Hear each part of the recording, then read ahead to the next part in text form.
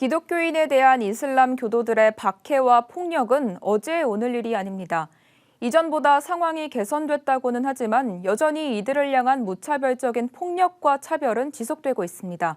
이런 가운데 이집트 지역 복음화를 위해 성경을 보급하는 움직임이 확산하고 있어 주목됩니다. 박지연 기자의 보도입니다.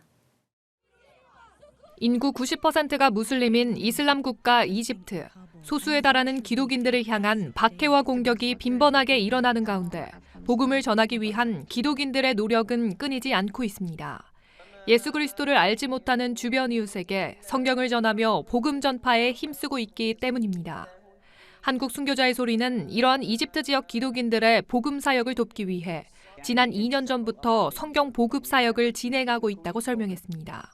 순교자의 소리는 선교사를 파송하는 곳이 아니라 그곳에 있는 현지 기독교인들이 필요한 전략을 세우고 그 전략을 공급하는 역할을 하고 있습니다. 이집트의 성경 배포 사역은 이 프로젝트는 현지에 있는 기독교인들이 우리에게 도구를 주세요. 그 도구는 성경이고 그러면 우리가 지상 대명령을 완수하겠습니다. 라고 해서 이 사역이 시작하게 된 계기가 된 것입니다. 성경은 작은 마을에서부터 오랫동안 알고 지낸 지인들을 통해 전해지고 있습니다. 지금까지 총 2천여 권의 성경이 이집트 무슬림에게 배포됐으며 올해는 1월 말까지 모인 후원금을 통해 총 5천여 권의 성경을 추가로 배포할 계획입니다.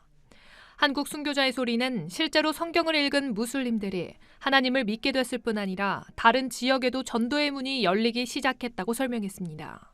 그때 당시에 성경을 배포할 때에도 또 기대하지 않은 일이 벌어졌습니다.